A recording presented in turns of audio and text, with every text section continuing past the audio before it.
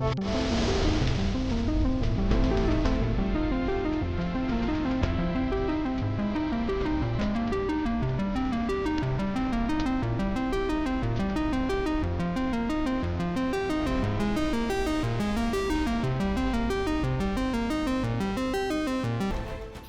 Friends, मैं हूं रुपेश वर्मा और स्वागत है आपका थर्मोडायनेमिक्स सीरीज के तीसरे एपिसोड में। आज के सेशन में हम रिवर्सिबल प्रोसेसेस, इरिवर्सिबल प्रोसेसेस और कार्नोट इंजन के बारे में जानेंगे और हमेशा की तरह इन कॉन्सेप्ट्स के रियल वर्ल्ड एक्साइटिंग एप्लीकेशंस पर हमारी खास नजर रहेगी। आपको ध्यान हो, पिछले वीडियो में हमने हीट एनर्जी को सिस्टम के वर्क डन में कन्वर्ट करने वाले डिवाइस हीट इंजन के बारे में जाना था। इस कॉन्टेक्स्ट में सेकंड लॉ ऑफ थर्मोडायनेमिक्स का यह कहना था, इस दुनिया के किसी भी हीट इंजन की एफिशिएंसी 100% कभी भी नहीं हो सकती। ऑलराइट, तो फिर आपको क्या लगता है, आज के हमारे इंडस्ट्रियल वर्ल्ड के इंटीग्रल पार्ट बन चुके इन हीट इंजन्स की मैक्सिमम एफिशिएंसी कितनी होनी चाहिए? इस सवाल का जवाब आप खुद ही दे सकते हो। बस आप इस वीडियो के अंत तक हमारे साथ बने रहिए। सबसे पहले हमें रिवर्सिबल और इरिवर्सिबल प्रोसेसेस के बारे में जान लेना चाहिए। रिवर्सिबल प्रोसेस मतलब, जैसा कि नाम से ही समझ में आ रहा है, वो प्रोसेसेस जो सिस्टम और सराउंडिंग को फिर से अपने ओरिजिनल स्टेट में वापस लेकर आ सकते हैं, और अगर इस प्रोसेस का कहीं कोई इफेक्ट पड़ा भी है तो उसे भी इवेंचुअली रिवर्स हो जाना चाहिए। This sounds like a very ideal process, है ना? बिल्कुल सही बात है। एक्चुअली हम अपने आसपास जितने भी स्पॉन्टेनियस प्रोसेसेस को देखते हैं वो सभी के सभी इरिवर्सिबल होते हैं। मतलब once the process is done there is no come back. जैसे आप एक एलपीजी सिलेंडर से लीक कर रही कुकिंग गैस का ही एग्जाम्पल ले लीजिए। ऐसा कभी हुआ है कि ये गैस बाहर निकलने के बाद खुद ही सिलेंडर के अंदर वापस आ जाती है? इट्स इम्पॉसिबल, है ना? लाइकवाइज, अगर कोई वेसल गर्म होने के बाद ठंडा होकर फिर से सराउंडिंग से हीट एनर्जी एक्सट्रैक्ट करके गर्म हो जाए, ऐसा भी होना इम्पॉसिबल है।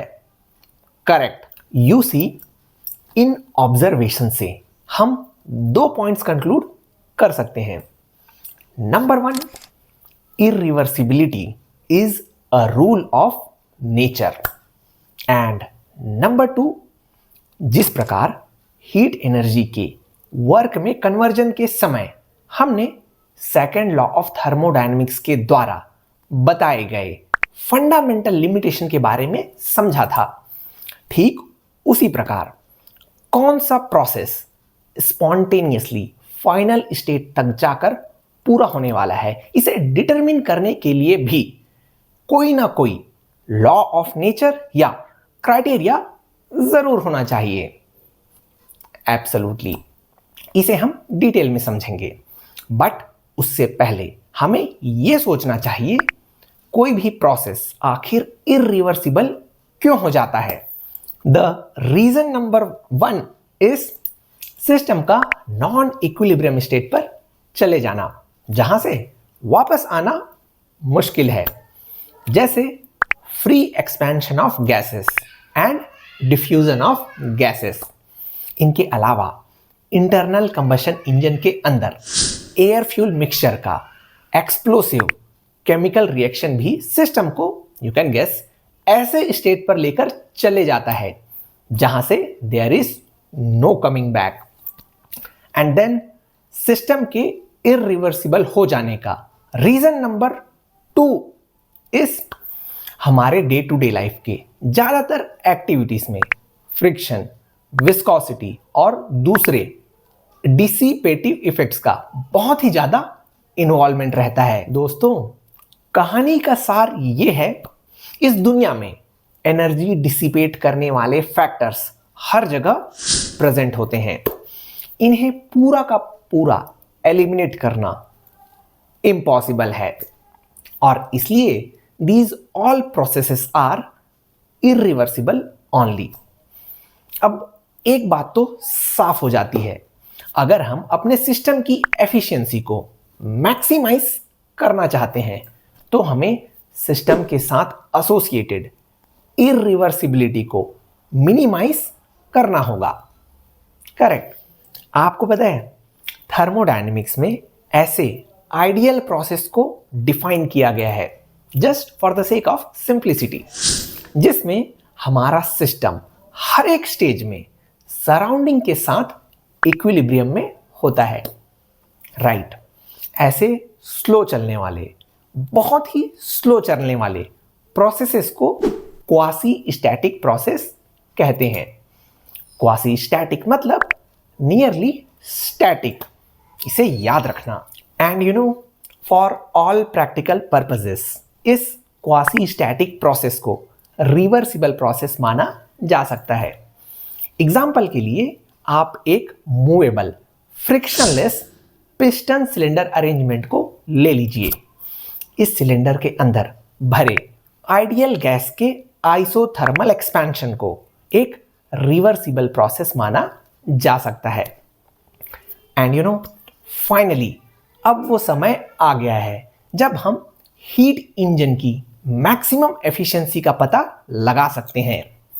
दैट्स अ रिलीफ, है ना। अब मान लीजिए हॉट रिजर्वायर का टेम्परेचर T1 है और कोल्ड रिजर्वायर का टेम्परेचर T2।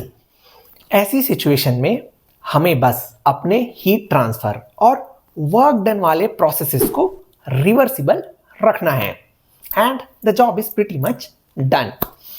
वेरी इंटरेस्टिंगली 1824 के आसपास फ्रेंच इंजीनियर सदी कॉर्नाट ने बताया कि हीट इंजन की एफिशिएंसी को मैक्सिमाइज करने के लिए हीट एब्जॉर्प्शन और हीट रिलीज वाले प्रोसेसेस को आइसोथर्मल रखना चाहिए और वर्किंग सब्सटेंस के साइकिल को पूरा करने के लिए बचे हुए प्रोसेसेस को एडियाबैटिक प्रोसेस के द्वारा पूरा किया जाना चाहिए।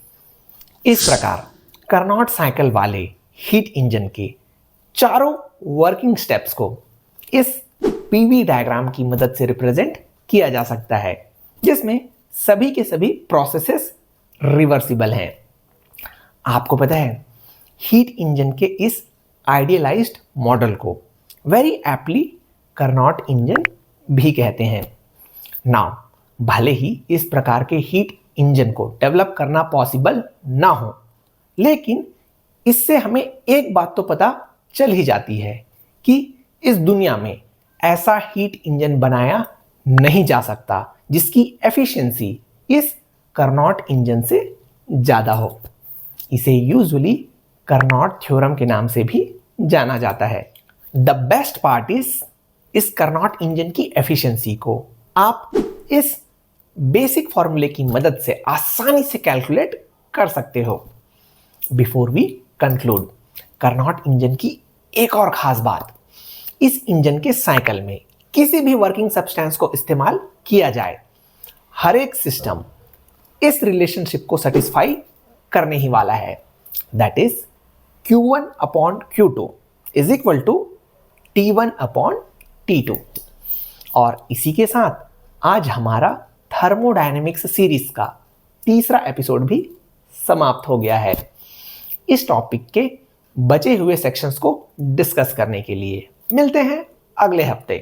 तब तक कीप कमेंटिंग, कीप शेयरिंग।